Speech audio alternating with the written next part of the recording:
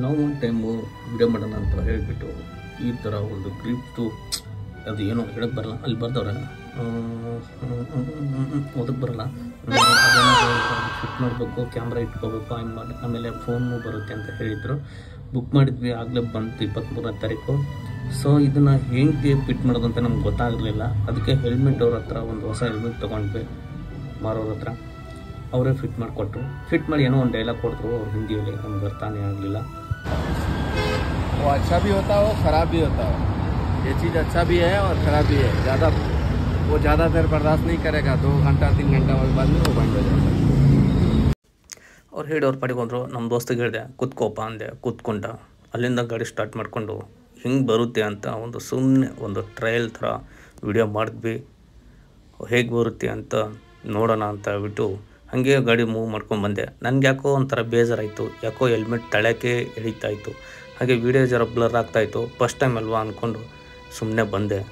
ಹಾಗೆ ಬ್ಲರ್ ಆಗ್ತಾಯಿತ್ತು, ಬೇಜಾರಾಗ್ತಾಯಿತ್ತು. ಇದು ಯಾಕಾರ ತೊಗೊಂಡೆ ಅನಿಸ್ತಾಯಿತ್ತು. ಬಟ್ ಆಮೇಲೆ ಒಂದು ಸ್ವಲ್ಪ ಮುಂದೆ ಬಂದಮೇಲೆ ಕಂಫರ್ಟಬಲ್ ಅನ್ನಿಸ್ತು. ವೀಡಿಯೋ ಎಲ್ಲ ಚೆನ್ನಾಗಿ ಬರ್ತಾಯಿದೆ.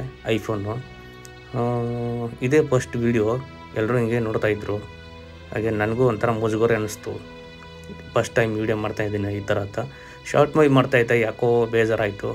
ಲಾಗ್ ವೀಡಿಯೋ ಮಾಡೋಣ ಅಂತ ಹೇಳ್ಬಿಟ್ಟು ಲಾಗ್ನ ಸ್ಟಾರ್ಟ್ ಮಾಡಿದೆ. ಯಾರೂ ಒಬ್ಬರು ನೋಡ್ತಾ ಇರಲಿಲ್ಲ. ಇದೇ ಥರ ಬೇರೆ ಕಡೆ ಎಲ್ಲ ವೀಡಿಯೋಗಳಲ್ಲಿ ನೋಡಿದೆ, ಎಲ್ಲರೂ ಕ್ಯಾಮ್ರಾನ ಹಿಂಗೆ ನೋಡ್ತಾ ಇದ್ದರು.